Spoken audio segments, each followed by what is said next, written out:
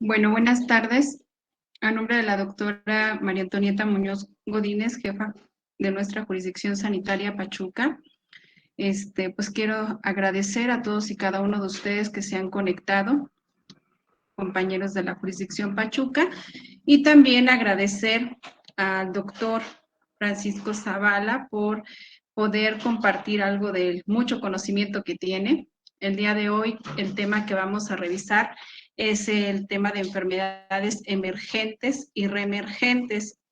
Antes de, bueno, para continuar voy a presentar o dar un poco de la currícula del doctor Zavala.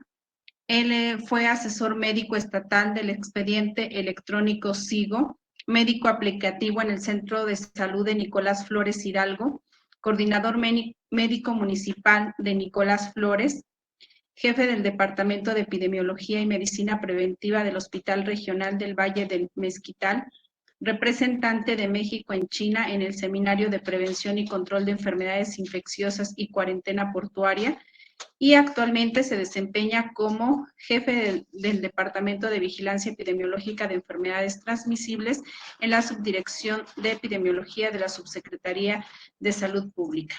Y pues bueno, doctor, muchas gracias por estar con nosotros. Sé que su carga de trabajo siempre es muy importante. Mil gracias, doctor, por su apoyo. Y pues bueno, le cedo el micrófono, doctor, y que sea de provecho para todos y cada uno de nosotros. Muchísimas gracias, doctora Kenia. Un gusto poder saludarles a todos y a todas. Me siento muy afortunado que me hayan invitado entre tantos expertos que hay en este tema, y el hecho de que me inviten, pues para mí es algo muy satisfactorio. A la doctora Kenia nos conocemos de años, amiga, muchas gracias por la invitación. Siempre un saludo a la doctora Toñita, que esperemos que se pueda conectar más tarde, y a cada uno de ustedes esperemos poder abarcar los temas que el día de hoy nos llevan, y sobre todo dos temas importantes que están de moda, que es la viruela símica y la hepatitis aguda de origen desconocido. Entonces, para no dar más preámbulos, les agradezco la presentación. Casi no me gusta esta parte, le decía a la doctora Kenia, le digo, nada más di que soy el doctor Paco Zavala, le digo, con eso me doy por bien servido. Pero bueno, si me permiten voy a compartir la presentación para que podamos iniciar esta pequeña sesión. Si tienen dudas, comentarios, escribirlas en el chat. Esto es algo que sea algo que podamos estar platicando y que no nada más sea de aquí para allá, porque de repente no sé si me dejan ahí conectado o me quedo aquí. Voy a compartir presentación, si así me lo permiten.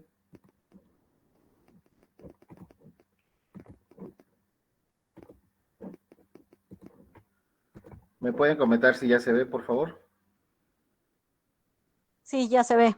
Muchísimas gracias. Pues bueno, vamos a iniciar con este tema que son enfermedades emergentes y reemergentes. Reciban un cordial saludo de la maestra Diana Reyes Gómez, subsecretaria de Salud Pública del Estado de Hidalgo, así como de la doctora María Concepción Carmona Ramos, directora de Políticas y Estrategias en Salud Pública, quienes están enteradas de la actividad del día de hoy, así como del maestro Eduardo Bustos Vázquez, subdirector de Epidemiología en el Estado de Hidalgo. Me inicio con esta frase porque en epidemiología es algo que siempre trabajamos. Los microorganismos patógenos pueden ser enemigos persistentes y peligrosos. Aunque es imposible predecir en tiempo y lugar su emergencia individual, podemos estar seguros de que aparecerán nuevas enfermedades microbianas. Y de aquí provienen los siguientes términos de enfermedades emergentes y reemergentes. Vamos a iniciar con las definiciones operacionales. Los conceptos que tenemos de una enfermedad emergente se ve relacionados a nuevos agentes, como también a enfermedades con factores causales ya conocidos, que recientemente han adquirido un carácter epidémico y se convierten en una amenaza y ocurren en regiones en las que antes no existían. Y en cuestión de enfermedades reemergentes, hablamos de enfermedades anteriormente conocidas y controladas o tratadas eficazmente y cuya frecuencia y o mortalidad se encuentra en aumento. Dentro de las enfermedades emergentes y reemergentes ya veíamos que constituyen una amenaza permanente para la seguridad mundial, y actualmente pues estamos viviendo una de las pandemias que ocasionó uno de los grandes problemas como fue la seguridad mundial, como es el virus COVID, que actualmente todavía muchos de nosotros seguimos trabajando. Por desgracia, algunos de nuestros compañeros han fallecido, muchos de nosotros hemos enfermado y algunos de nosotros pues también hemos necesitado algún tratamiento hospitalario, y entonces en esta situación pues de hecho COVID entró como un tema de seguridad nacional en México a partir de que pues por los estragos que ocasionaba tanto políticamente como de salud y toda la situación económica, pues entraba como un tema de seguridad. También dentro de la OMS define la reducción de la mortalidad, la morbilidad y las perturbaciones sociales que provocan epidemias a través de actividades de prevención, preparación, intervención y recuperación como uno de los 5 imperativos estratégicos de la OMS que se tenían en el año 2014 al 2019. Aquí podemos ver algunos de los padecimientos de las enfermedades emergentes y reemergentes que han tenido. Recordemos el anthrax, que era una enfermedad que daba mucho miedo porque estaban llegando a través de correos, el hantavirus, y uno de los grandes problemas de salud pública y que nos vamos a enfrentar es la resistencia antimicrobiana. El hecho de que estemos dando antibióticos a diestra y siniestra nos está ocasionando que va a ser un problema de salud pública muy importante y que nos está condicionando que posteriormente no tengamos que ofrecerle a nuestros pacientes si seguimos dando de manera indiscriminada los antibióticos. El botulismo, el campylobacteriosis, coronavirus, incluyendo el MERS y el SARS-CoV y ahora el COVID. Dentro de esto, pues también tenemos al dengue no grave, dengue con signos de alarma y dengue grave, al ébola, que todavía ustedes escuchan en algunas noticias en África, que todavía sigue el brote de ébola, la E. coli, que es una de los agentes causales más importantes de infecciones en el país, y pues de repente en los cultivos de catéter subclavio llegamos a encontrar una E. coli, ¿no? ¿Y cómo llegó? Pues a veces por la mala praxis del aseo en el personal de salud. Influenza, que ustedes recordarán, a muchos nos tocó la pandemia del 2009, donde también pues empezaron con las restricciones, empezaron con estas medidas preventivas que hemos dejado de seguir. En un momento se manejaba también hepatitis A, pero actualmente pues ya veíamos que tenemos otra, que es la hepatitis de origen desconocido. Tenemos apaludismo, que en Hidalgo ya tenemos varios años sin esta enfermedad, la enfermedad de Lyme, la peste, enfermedades por priones, salmonelosis, shigelosis, sarampión. Recordemos que 2019 tuvimos casos de sarampión en la Ciudad de México y en el Estado de México, y teníamos una bolsa importante de susceptibles en México porque no teníamos esta vacunación. Algunos, cuando llegamos a supervisar a los centros de salud, algunos médicos pasantes les preguntamos por tuberculosis y ellos nos preguntan, ¿a poco todavía existe la tuberculosis, no? Tenemos un brote de farmacoresistencia en La Corral, en Huejutla, que todavía nos condiciona esta parte de la tuberculosis y que de repente dejamos de pensar en ella. El virus del oeste del Nilo, la viruela, y pues actualmente pues tenemos la viruela símica, las encefalitis virales, chikungunya, el virus del Zika, que ustedes recordarán, 2015-2016, que nos ocasionaba las microcefalias. Esta parte de epidemiología, donde ya llevamos 7 años, nos ha permitido conocer todas estas enfermedades, chikungunya, Zika, dengue, toda de tuberculosis, salmonela, lo cual nos permite identificar que todavía está circulando. Tenemos casos de lepra, este año llevamos un caso de lepra que se ha apenas notificado. Entonces, de repente ustedes se preguntarán, ¿a poco la lepra todavía existe? Pues sí, todavía existe. El problema es de que no pensamos en ella y no la notificamos. Entonces, dentro de estas enfermedades emergentes y reemergentes, pues estas son algunas de las que estamos manejando. También los factores que intervienen en la emergencia y reemergencia de las enfermedades, pues hay que recordar que la emergencia y la reemergencia de las enfermedades infecciosas es muy compleja. Muchas de estas enfermedades infecciosas no son ocasionadas por patógenos genuinamente nuevos, sino que, por ejemplo, el virus de la influenza tiene 2 mecanismos, shift y drive, que son cambios menores y cambios mayores que ocasionan una pequeña mutación en el material genético, y no es de que se crea un nuevo virus, sino que simplemente se modifica para que pueda seguir sobreviviendo en el cuerpo humano. También tenemos agentes involucrados, como son los priones, los virus, las bacterias, los hongos, los protozoarios y los helmintos. También tenemos el concepto de microorganismo como agente unicausal de la enfermedad, lo cual es inadecuado e incompleto, porque recordemos que no hay un agente unicausal, sino que tenemos diferentes factores que condicionan esta situación, como es el cólera, que son los en cuestión de que no cloramos el agua, no nos lavamos adecuadamente las manos, no desinfectamos frutas y verduras, siendo que Hidalgo tiene uno de los ejidos más grandes en el país con riego de aguas negras, que es la región del Valle del Mezquital, y de donde proveen muchos de nuestros frutas y verduras que tenemos en el estado.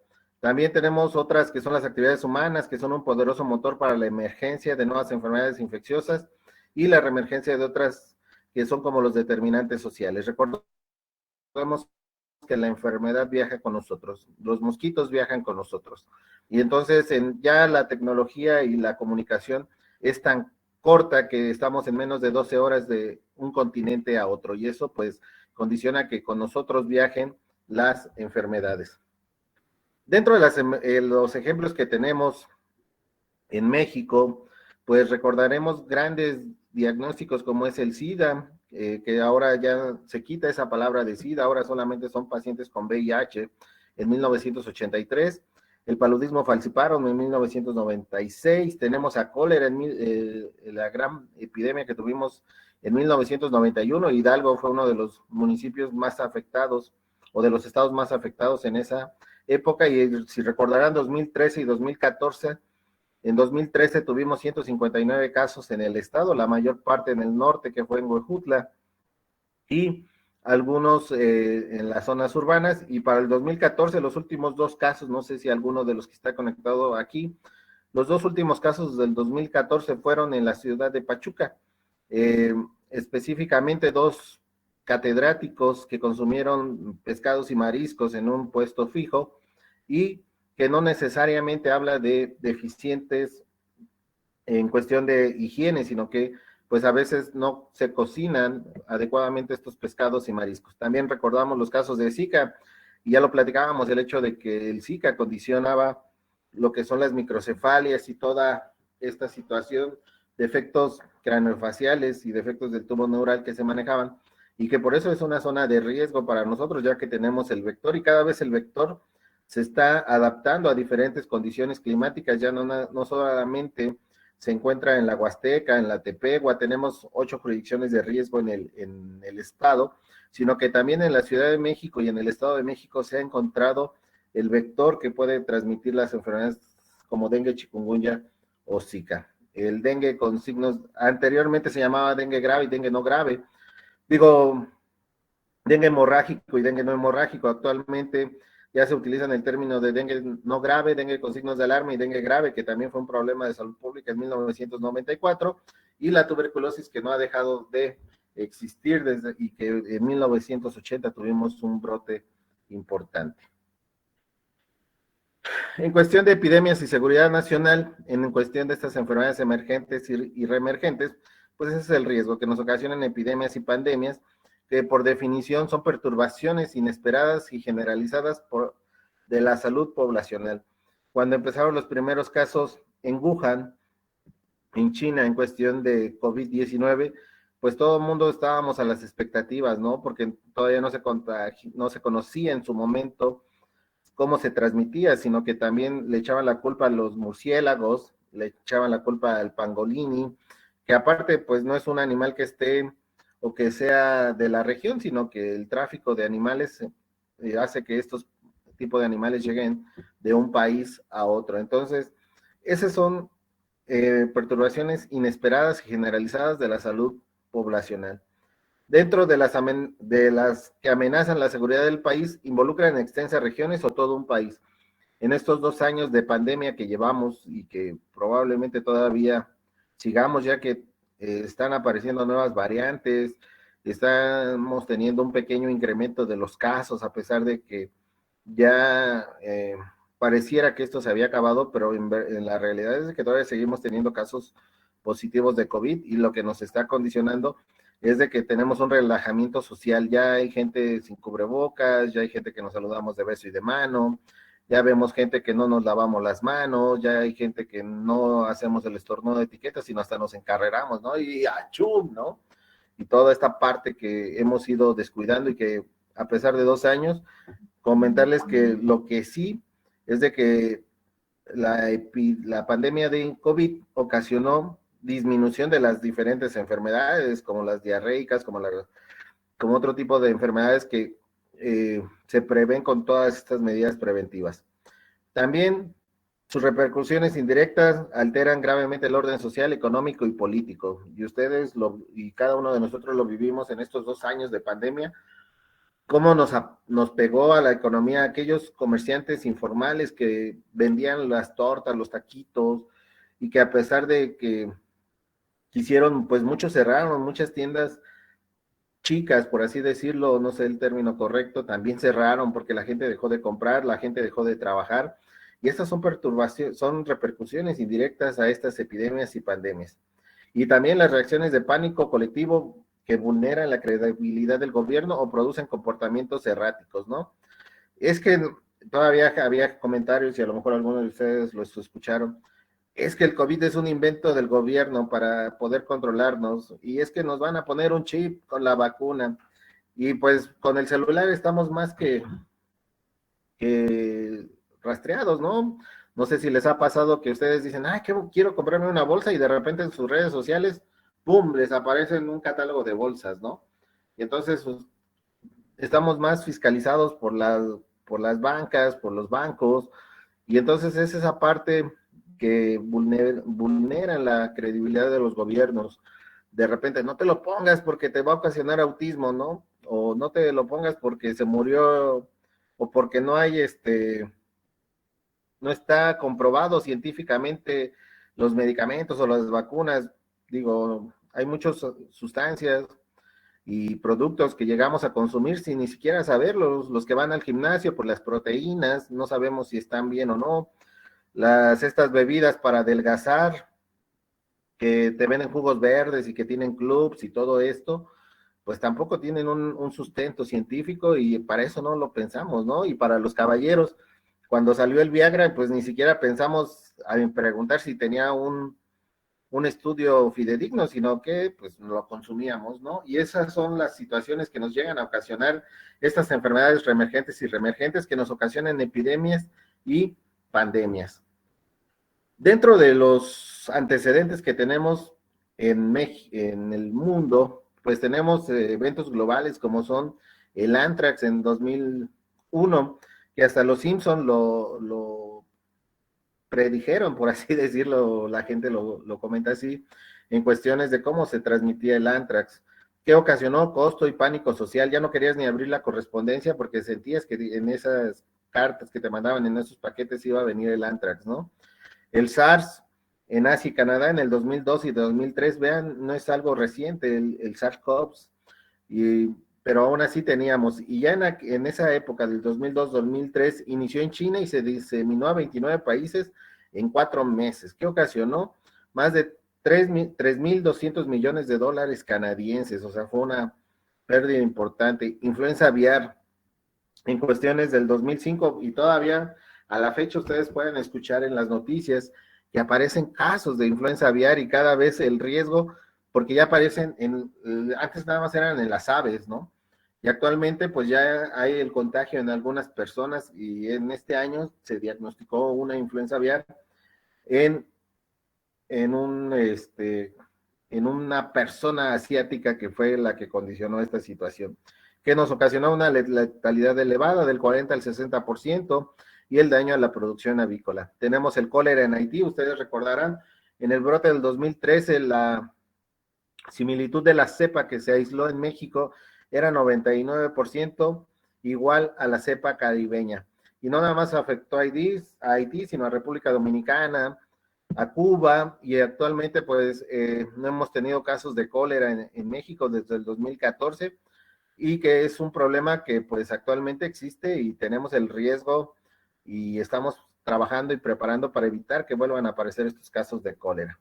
También tenemos otro en el 2011 que fue la colitis hemorrágica, En Europa, más de 4,000 casos y 45 defunciones, con una extensión a mayoría de los países europeos en 2 meses. Vean cómo se contagia la enfermedad.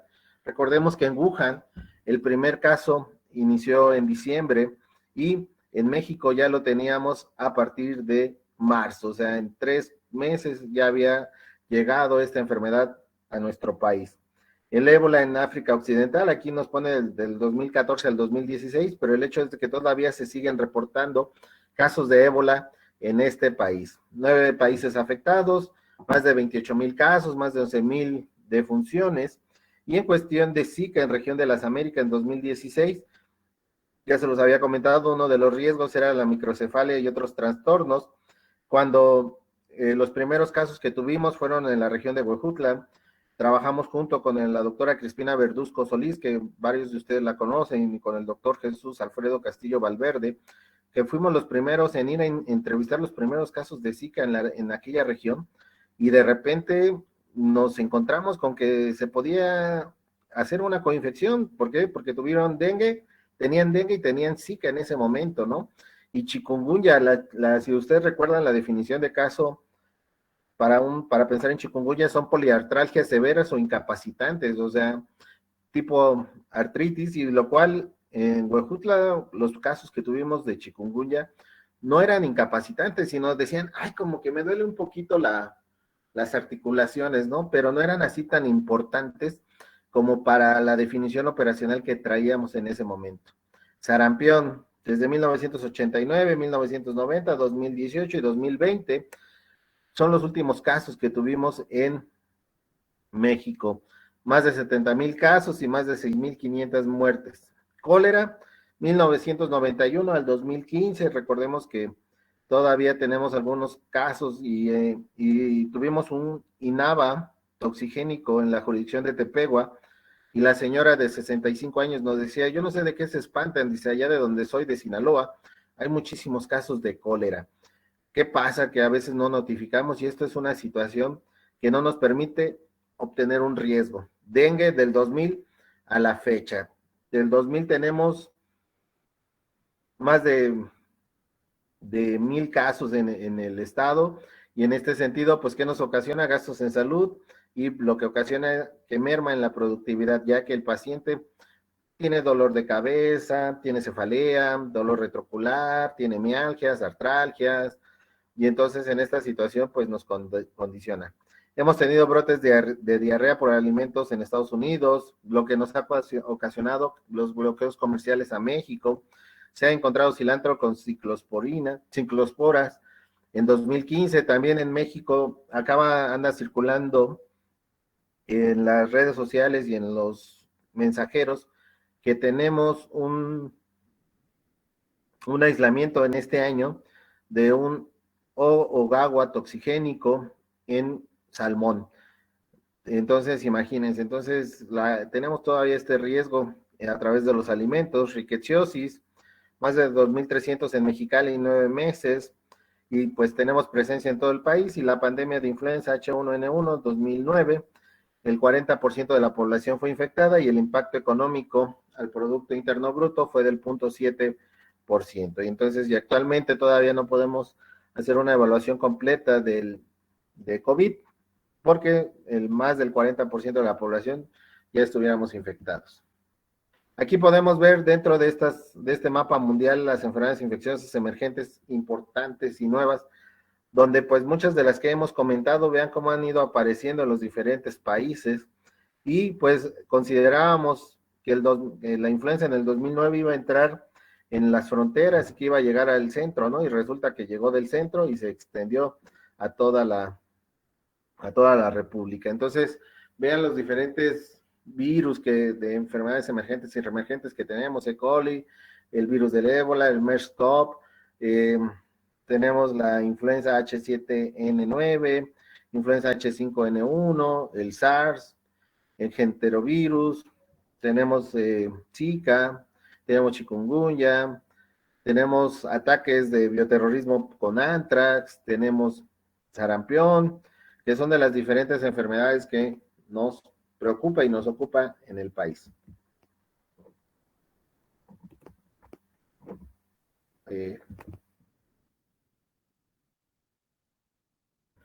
Dentro del contexto de la actualidad, hablando de seguridad en salud, es el estado en el que la nación y su gente están preparados, protegidos y con capacidad de adaptación frente a amenazas de salud o eventos potencialmente adversos a la salud. Y esto, pues, es esta parte de estar interactuando el día de hoy con ustedes, de que ustedes pensemos, es muy difícil aprendernos a veces todas las definiciones operacionales, pero por lo menos que podamos pensar que existen estas enfermedades como la lepra, como la tuberculosis, que de repente ya las conocemos como en la historia, ¿no? Pues es que desde la carrera me dijeron que ya no existían, pero que actualmente pues nos están condicionando situaciones importantes. Dentro de las amenazas a la seguridad nacional de salud tenemos a las enfermedades emergentes y reemergentes, la seguridad alimentaria y alimentos, desastres naturales, bioterrorismos, riesgos químicos y radionucleares, que nos van a ocasionar un impacto de las amenazas de la seguridad nacional, un colapso del Sistema Nacional de Salud. No me quiero tocar en este tema porque es muy polémico y al rato van a decir, el doctor Zavala dijo esto, ¿no? Pero hubo varios países que salían en las noticias que se colapsó el sistema de salud en esos países al grado de que los pacientes se morían afuera de los hospitales porque no había capacidad para poder solventar esta situación. Muchos de estas defunciones por COVID las aventaban al río o las quemaban en las plazas, en las escuelas, porque se había colapsado todo este sistema de salud. También que ocasionaba tener estas enfermedades, un descenso del bienestar y el desarrollo social, una interferencia al comercio internacional y a la economía, y sobre todo una amenaza a la gobernabilidad en los países. La política institucional para la seguridad en salud. Dentro de esto, pues tenemos varias agencias que ayudan a crear políticas institucionales, como tenemos a la Agencia de Protección de Salud del Reino Unido, sobre todo por la respuesta a ataques bioterroristas, la Agencia de Salud Pública en Canadá en 2003, que fue motivada en respuesta al SARS-CoV. Tenemos la Secretaría en Preparación y Respuesta de Estados Unidos en 2004, que fue posterior al huracán Katrina. Tenemos la revisión del Reglamento Sanitario Internacional en la Organización Mundial de la Salud en 2015, motivada por el SARS. Y tenemos la Estrategia Nacional de Seguridad en Salud en Estados Unidos en el 2009, derivada de la pandemia de influenza H1N1. Dentro de las políticas institucionales a nivel nacional, tenemos todavía aún vigente el Sistema Nacional de Vigilancia Epidemiológica que se creó en 1995 con el objetivo de mejorar la cobertura y calidad de la información para la vigilancia epidemiológica. También tenemos al CENAVESE, que fue creado en 1996 durante la pandemia de cólera. Inicia la vigilancia de influenza en 2006 para una preparación de amenaza mundial de influenza H5N1. Muchos participaron en este escudo centinela. Si ustedes recordarán que estábamos según preparados y pues de repente nos dio vuelta. La Unidad de Inteligencia para Emergencias en Salud, que fue creada en el 2008, y la implementación del Reglamento Sanitario Internacional. México se incorpora a este reglamento que fue creado por la Organización Mundial de la Salud y que hay actualizaciones que también es de consulta libre y que lo pueden checar en la página de la OMS. También se crea la Unidad de Inteligencia para Emergencias en Salud en el 2008, la modificación a la ley de Seguridad Nacional, donde incluyen las pandemias y epidemias el 29 de abril del 2009, y se crea la Dirección General de Epidemiología, donde el CINAVE es independiente de los programas preventivos. Pero también tenemos, y eso se los puse en una pregunta, no sé si les aplicaron examen, no se las van a aplicar, la actualización a la norma 017 SSA2 2012 para la vigilancia epidemiológica, donde hay también abierto a los eventos de notificación. No está tan cerrada la norma 017, y la cual basamos todos los eventos o todas las acciones de vigilancia epidemiológica. Recordemos que las normas son de observancia nacional obligatoria para todos los integrantes, tanto públicos como privados, del Sistema Nacional de Salud. Vamos a entrar un poquito a la vigilancia epidemiológica. Vamos para ver cómo hacemos este análisis de las enfermedades emergentes y reemergentes. La vigilancia epidemiológica como concepto es la recolección, análisis e interpretación sistemática continuada de datos sobre la salud esenciales para el planteamiento, implementación y evaluación de la práctica de la salud pública, el cual está estrechamente integrada con la diseminación oportuna de estos datos a los responsables de la prevención y control. Primero que nada, también agradecerles su trabajo porque sin ustedes nosotros no tendríamos esta información. Ustedes son nuestra primera línea y son los que detectan, identifican y notifican los diferentes casos. Les agradezco su trabajo en esta parte de poder cooperar para la información, lo cual nos permite tomar acciones oportunas.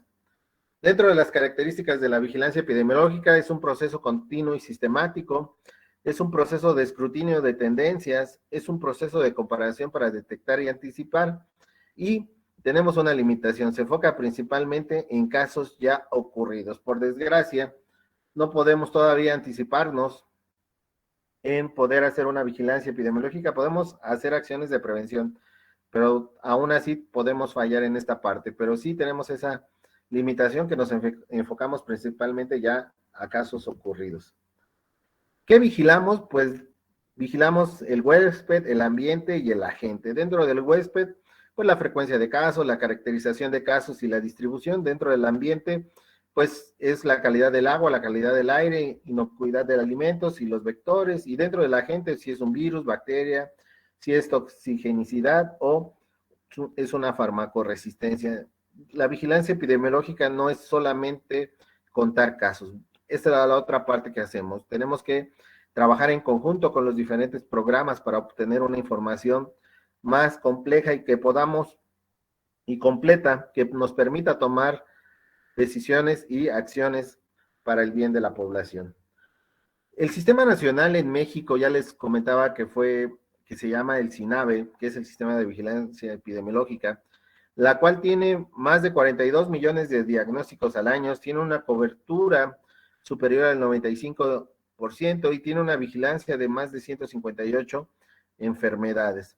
Dentro de esto, pues tenemos una estructura de nivel federal, todavía aún vigente, el Comité Nacional de Vigilancia Epidemiológica, donde están integrados todos los personajes del comité del sector salud. Tenemos a la Dirección General de Epidemiología, la cual actualmente todavía se divide en Dirección General Adjunta de Epidemiología, y el Instituto Nacional de Diagnóstico y Referencia Epidemiológica, más conocido como el INDRE, que ustedes han de escuchar en las diferentes capacitaciones. Es que el INDRE es quien emite el resultado. Pues es esta parte de estructura que tenemos a nivel nacional, y la Red Nacional de Laboratorios. Comentarles que Hidalgo es uno de los laboratorios acreditados por el INDRE, lo cual nos permite tener en tiempo y forma los resultados de manera oportuna para identificar desde que son presuntivos los resultados. También tenemos una vigilancia epidemiológica donde llevamos 31 sistemas especiales, hacemos la vigilancia convencional, que ustedes a través del SUIBE hacen este informe y que lo vaciamos al SUAVE, donde nos permite obtener diferentes tipos de datos. Tenemos 2 sistemas de mortalidad, 2 sistemas de análisis, 2 proyectos de estudio poblacional y un sistema de notificación inmediata que se llama Notinmed, donde tenemos que notificar casos o defunciones o brotes que tengamos en el estado.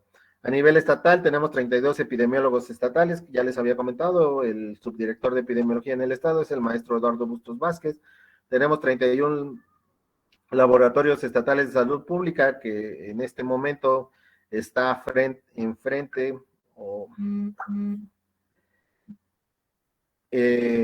está el biólogo Héctor Villafuentes, y que es con el que trabajamos de manera directa. En cuestión de la vigilancia por laboratorio, tenemos un marco analítico de 27 padecimientos. A nivel jurisdiccional, a nivel nacional, tenemos más de 242 jurisdicciones, de la cual, pues ustedes, Pachuca es una de las jurisdicciones más grandes que tenemos en el estado y que más notificaciones tenemos. También utilizamos la vigilancia basada en eventos. Tenemos una unidad de inteligencia epidemiológica en la subdirección de epidemiología. Hay más de 25,000 unidades médicas en el país, de los cuales también utilizamos el Reglamento Sanitario Internacional, que tenemos un Centro Nacional de Enlace que nos permite identificar todos los avisos preventivos y qué está ocurriendo en otros países que pudiera llegar a nuestro país. Y aquí pues están los 3 sistemas que utilizamos de vigilancia epidemiológica a través de la vigilancia de la morbilidad, que utilizamos el SUAVE.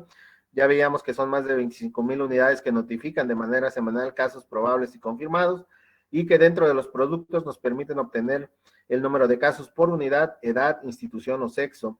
También tenemos la vigilancia especial, que es la vigilancia de la morbilidad. Tenemos manuales de procedimientos estandarizados para la vigilancia epidemiológica, que son unos puntos a supervisar cuando acudimos con ustedes. Lo primero que les pedimos, ya sea físico o en electrónico, son estos manuales junto con la norma 017 para poder verificar que por lo menos, ya se los decía, es imposible aprendernos todas las definiciones operacionales, pero por lo menos que tengan las herramientas para poder consultar cómo hacer estos casos. Dentro de las definiciones, tenemos definiciones operacionales, tenemos registros nominales, tenemos un diagnóstico de laboratorio y hacemos un seguimiento de caso. ¿Qué nos permite obtener a través de esa vigilancia especial? Tenemos la incidencia, la prevalencia y la mortalidad, e identificar los factores de riesgo y establecer medidas de intervención. Y ya les comentaba que tenemos 2 sistemas de vigilancia de la mortalidad, el SED y el REDVE, que ustedes lo han de escuchar a través del doctor Roberto Moreno, quien, si está conectado, un gusto poder trabajar con el doctor Roberto Moreno y su equipo jurisdiccional, que también tenemos que hacer esta sinergia con ellos, ya que a través, ahorita vamos a ver cómo fluye la información, pero ellos son los que nos retroalimentan de la información que ustedes emiten. ¿Qué nos permite tener esta vigilancia de la mortalidad, letalidad y mortalidad y los factores de riesgo y las medidas de intervención? Y pues vamos a iniciar con los temas de moda y que tenemos actualmente en el país, donde pues actualmente tenemos la hepatitis aguda grave de causa desconocida en niños.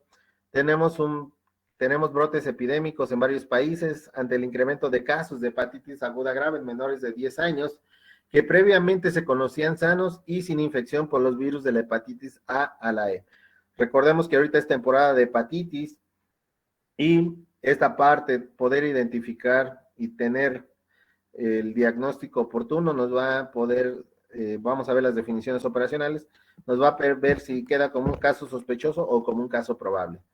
Dentro de los primeros casos reportados en Escocia, se informó que de las manifestaciones clínicas presentaban estos niños vómitos en las semanas previas, ictericia y niveles considerables elevados de la L-alanina aminotransferasa, y en algunos casos superior a las 2,000 unidades internacionales.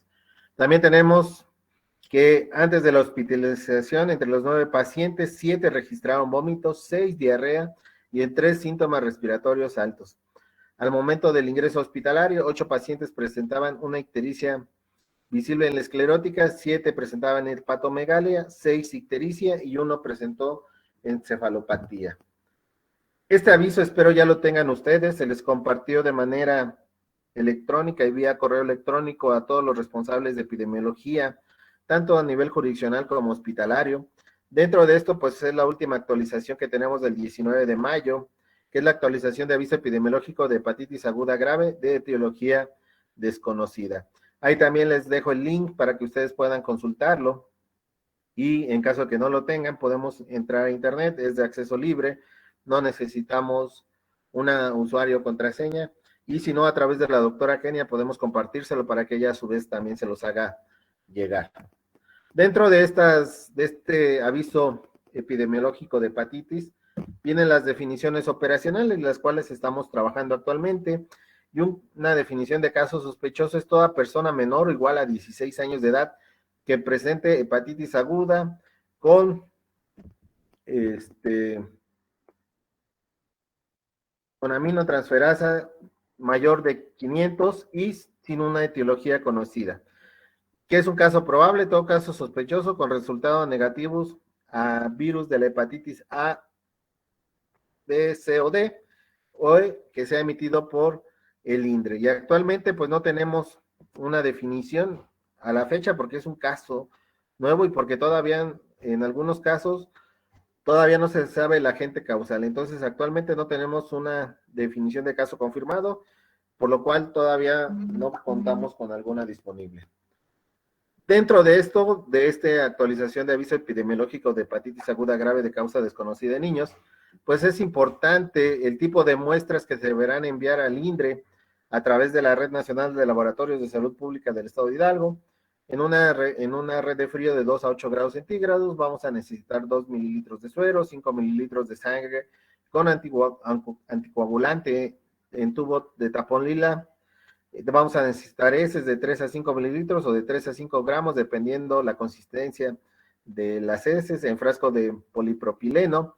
Vamos a hacer un exudado faríngeo en medio de transporte viral, tomado con un hisopo de rayón o dacrón, o cualquier otra fibra sintética con un mango de plástico en 2.5 en medio de transporte viral. Y en caso de función, vamos a necesitar una biopsia de tejido pulmonar de 2 a 3 centímetros y o tejido hepático en medio de transporte viral. Ahorita vamos a ver, esta es una actualización al corte del 27 de mayo, que fue publicado, donde tenemos que hay 621 casos probables. Aquí se reportan 273 casos más al corte que había publicado la OMS. Hay 32 países, se agregan 11 países más. Aquí ya aparece México. 26 niños que requirieron trasplante hepático y tenemos 14 defunciones. Dentro de esto, pues aquí están los países que han reportado este tipo de casos probables, donde ya aquí aparece Austria, Argentina, Bélgica, Brasil, Canadá, Chipre, Corea del Sur, Costa Rica, Dinamarca, España, Estados Unidos, que es el segundo país con el mayor número de casos probables reportados, 189 casos reportados y 5 muertes asociadas. Aparece Francia, Grecia, Indonesia, donde tenemos 14 casos probables con 6 defunciones asociadas. Aparece Irlanda, Israel, Italia, y en el siguiente cuadro, pues ya aparece México junto con Japón, Malasia. Tenemos 21 casos probables, de los cuales se ve una defunción asociada. Moldovia, Noruega, Países Bajos, Palestina, Panamá, Polonia, Portugal y vean, Reino Unido tiene, de acuerdo a la OMS, 114, pero en otras fuentes tienen a 197 casos de hepatitis aguda grave de causa desconocida. También tenemos a Rumania, a Serbia, a Singapur y Suecia. Este punto es el dato epidemiológico. Hay sesiones, va a haber una en el Colegio de Pediatría, donde el doctor Tagle va a exponer la cuestión clínica y esta parte. Entonces, esta es la parte epidemiológica que a nosotros nos toca comentarles el día de hoy, y que hay diferentes variantes y ahorita vamos a ver porque comentan diferentes agentes causales. Dentro de estos 621 casos, el rango va de 1 mes a 16 años. El 10% de estos pacientes han requerido un trasplante hepático, de las cuales ya comentábamos que hay 14 defunciones en Indonesia, Estados Unidos, Irlanda, Palestina y México con una defunción asociada. Y dentro ya lo veíamos de las definiciones operacionales, el síndrome clínico, pues una es hepatitis aguda, la inflamación del hígado. La mayoría de los casos no presentan fiebre, presentan ictericia, enzimas hepáticas marcadamente elevadas, más de 500. Muchos casos informaron contener síntomas gastrointestinales que incluyeron dolor abdominal, diarrea, vómito en varias semanas. No hay una causa todavía identificada, pero hasta el momento en varios casos se ha detectado la presencia de adenovirus en sangre o plasma, pero con cargas virales relativamente bajas. No se ha determinado la presencia de este agente en las muestras de tejido hepático de los pacientes analizados. En 74 casos se ha detectado adenovirus, de los cuales 18 han sido identificados con el tipo F41, que es el agente causal de la sintomatología digestiva y la fiebre en pacientes pediátricos, pero que anteriormente no se habían relacionados con hepatitis. En 20 casos se identificó el SARS-CoV-2, en 19 había una coinfección con SARS-CoV-2 y adenovirus, y dentro de esto, pues también hay 7 casos que mostraban coinfección con otros agentes patógenos, como el virus de Epstein-Barr, enterovirus, rinovirus, el metaneumovirus humano, el virus sincitial respiratorio y el coronavirus humano OC43.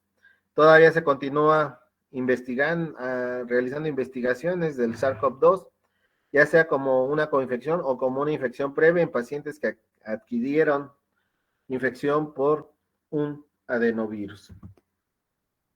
Y ya nada más para terminar, vamos con el aviso epidemiológico. Vamos a tratar de respetar el tiempo que nos dieron.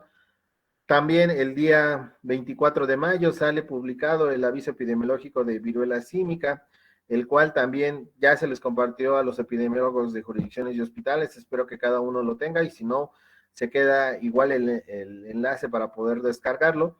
Y esta parte que también ya también vienen sus definiciones operacionales y que son muy claras. Entonces, no todo exantema, no toda dermatitis va a entrar en cuestión de una viruela símica, porque de repente es que ya tengo un caso sospechoso, necesitamos descartar todos los padecimientos que nos vienen de las definiciones operacionales. Bueno, vamos a iniciar con las definiciones operacionales de viruela símica. La definición de caso sospechoso es toda persona de cualquier edad con una erupción cutánea o de mucosas aguda, inexplicable, que progresa desde la cara con extensión al cuerpo y uno más de los siguientes signos o síntomas concurrentes o inmediatamente precedentes, como la cefalea, la fiebre de inicio agudo, linfadenopatías, mialgias, lumbalgia y astenia, excepto también en quienes se ha diagnosticado con bases clínicas alguna de las siguientes causas comunes de exantema agudo: varicela zoster, herpes zoster, es herpes simple, sarampión, enfermedad por virus del Zika, dengue, fiebre chikungunya, infecciones bacterianas de la piel, infección por gonococos diseminados, sífilis primaria o secundaria, chancroide, linfogranuloma, venéreo, granuloma inguinal, molusco contagioso, urticaria alérgica o cualquier otra causa común de erupción macular o papular o vesicular. Entonces, para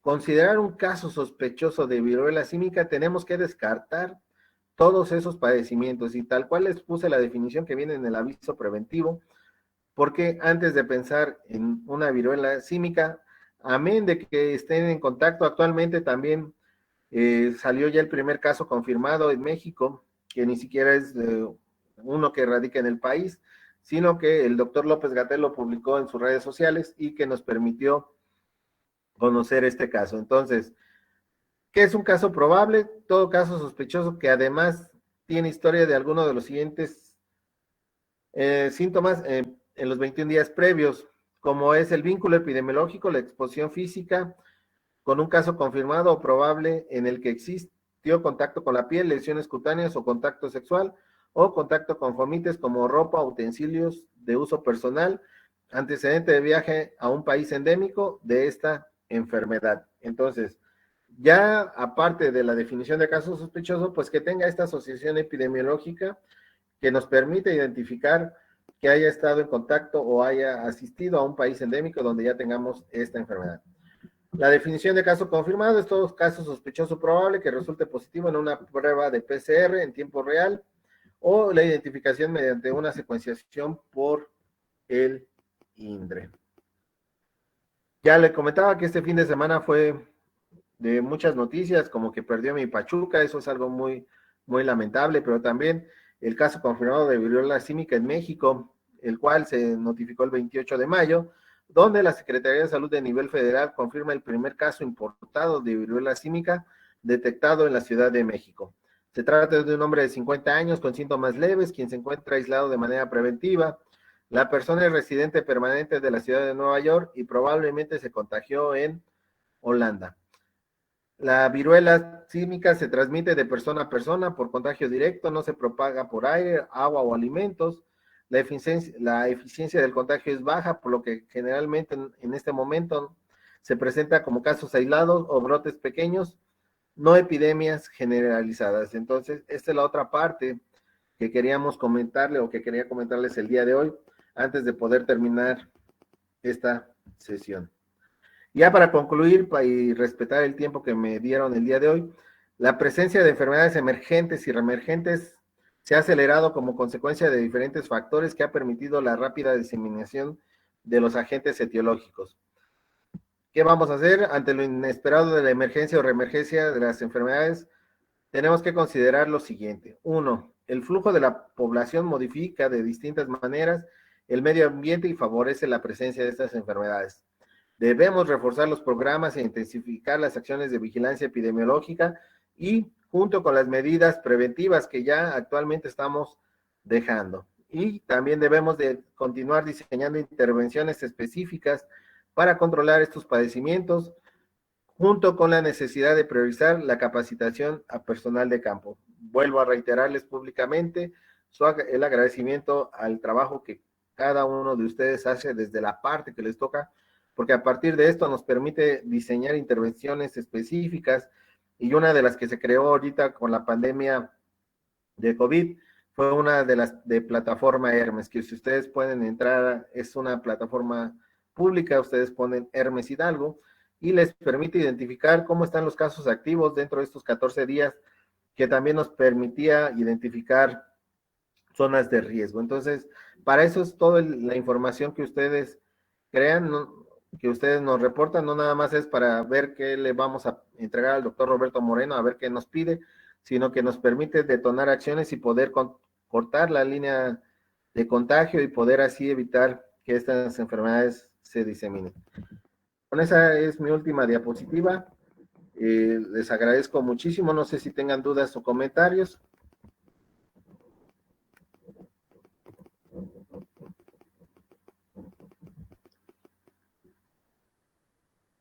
Doctora Kenia, quedo a sus órdenes.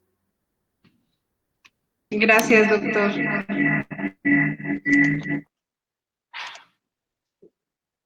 Doctora Carlita Sobervil, gusto saludarte. Maestro Juan Carlos Paz, gusto poder verlo.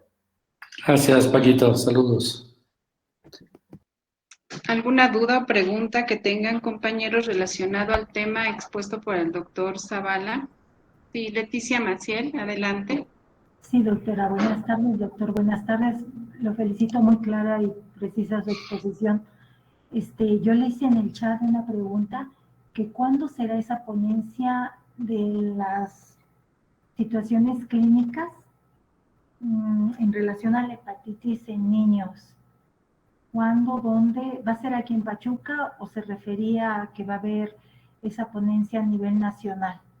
La del doctor, la del maestro Tagle, está en las redes sociales. Actualmente no tengo el dato, lo leí en estos días. Es a través del Colegio de Pediatría de Hidalgo. Entonces, a lo mejor si tiene redes sociales, Facebook, ahí buscar Colegio de Pediatría de Hidalgo y aparece la cuestión clínica que va a dar el maestro Tagle en esa situación de hepatitis. Pero si lo encuentro, no tiene la fecha. Todavía no tiene la fecha ni el día. ¿Alguna otra pregunta? Gracias. Hola, doctor Zavala, muy buenas tardes, ¿cómo está usted? Maestra Carlita, un gusto poder saludarle, como siempre. Gracias, mi doc, un abrazo grande. Oiga, doc, ¿cree que en algún momento habrá alguna oportunidad que nos puedan apoyar al primer nivel en cuanto a alguna exposición muy amplia, con toda la visión epidemiológica y clínica de al menos el caso que se encuentra, al menos confirmada aquí en México, de hepatitis aguda de origen desconocido, y ahorita el que se dio al menos de viruela símica? Así es.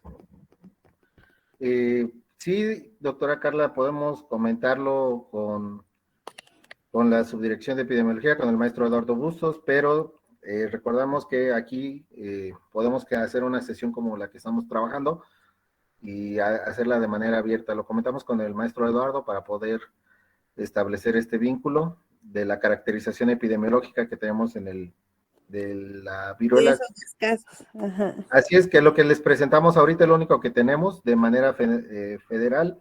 Mañana, el día de mañana, va a haber una sesión con los responsables de los 32 estados y laboratorios de salud pública en cuestión de la actualización de este tipo de casos. Pero okay, ya dependiendo de lo que nos digan mañana, estaremos en posibilidades de poder ampliar esta caracterización epidemiológica. El día viernes tuvimos la oportunidad de entrar a la sesión de un caso que queda como caso probable de hepatitis de un paciente en Tulancingo, que fue con los expertos de la federación, y lo cual pues siempre es enriquecedor, y pues creo sea hacia dónde va esta parte de que ustedes o que todos podamos conocer qué casos y cómo se presentaron los signos y síntomas. Pero sí, doctora Carla, con gusto. Muchas gracias, doctor. Gracias por su excelente ponencia.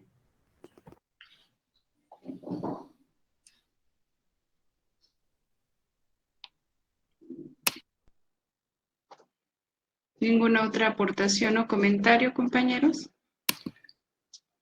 Hola, buenas tardes, doctora querida. Paco, gusto saludarle.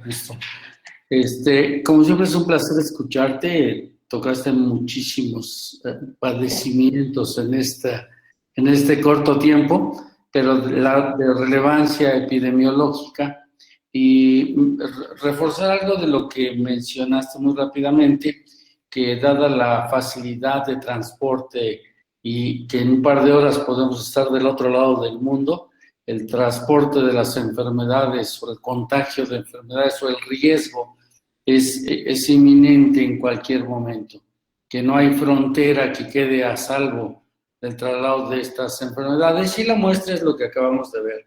Apenas los primeros días de mayo se presenta el reporte en Inglaterra, en los días siguientes ya en otro continente, y ya tenemos el primer caso en México. Entonces, esta es una de las muestras que tenemos de que el traslado de los pacientes en las fronteras nos hacen llegar a enfermedades en cualquier momento, y de ahí la relevancia de estar repasando esta parte de diagnóstico prematuro o de referencias clínicas para tener la sospecha.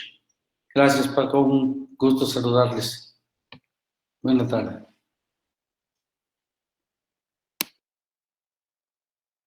Gracias, doctor Paz. Pues aquí en el chat, el doctor Zavala, del Centro de Salud Cuauhtémoc, gracias por compartir la información. La psicóloga Ana María, Anita, nos dice gracias por la información y lo puntual del desarrollo del tema. Muchas felicidades, doctor Zavala. Denise Gutiérrez, gracias, doctor. Nelly Ibarra, gracias por la ponencia. Pues muchísimas gracias a ustedes por permitirme compartir esto, como lo hice al inicio de mi ponencia. Hay gente igual experta y pues me da gusto que la doctora Carlita también esté aquí, que también perteneció al equipo de epidemiología y que nos permite esta parte de poder compartir un poco mucho de lo que nos ha dejado esta práctica en epidemiología por 7 años. Muchísimas gracias a todos, les agradezco que hayan permanecido esta hora a mí me dijeron 1 hora, pues abarcamos 1 hora. Gracias, doctor Zavala. Pues bueno, la doctora Toñita tuvo otras actividades y no le es posible dar el agradecimiento. A nombre de ella, doctor, le hacemos entrega virtual de este reconocimiento que a la letra dice: el Gobierno del Estado de Hidalgo, Secretaría de Salud, Jurisdicción Sanitaria 1 Pachuca, otorga el presente reconocimiento al doctor Francisco Javier Zavala López por su valiosa participación como ponente dentro de la jornada de capacitación con temas prioritarios en la educación médica continua en la jurisdicción Pachuca, con el tema enfermedades emergentes y reemergentes, Pachuca, Hidalgo, a 30 de mayo del 2022, y firma la doctora María Antonieta Muñoz Godínez, subdirectora de la jurisdicción sanitaria número 1, Pachuca. En breve le haré llegar su reconocimiento de manera física, doctor. Muchas gracias, mi doctor y amigo. Mi cariño por siempre. Gracias por estar aquí con nosotros y seguimos en contacto para alguna otra ponencia que pudiera usted alimentarnos a todos y cada uno de nosotros con su experiencia. Muchísimas gracias a ustedes y comentarles que la ponencia del doctor Tagle se llama Siguiendo la pista de las hepatitis de origen desconocido. Es en la casa del pediatra del Colegio Hidalguense de Pediatría, la sesión académica el 3 de junio del 2022 a las 20 horas. Entonces, los moderadores serán la doctora Mónica Langarica Bulos y el doctor Felipe Arteaga García. Por la doctora que nos preguntaba la situación, le digo, nosotros nos toca esta parte de vigilancia epidemiológica y hay otras partes que es la clínica que tenemos que ir viendo y complementando a lo que la vigilancia epidemiológica nos permite. Muchas gracias a todos. Muchas gracias, doctor. Excelente tarde-noche.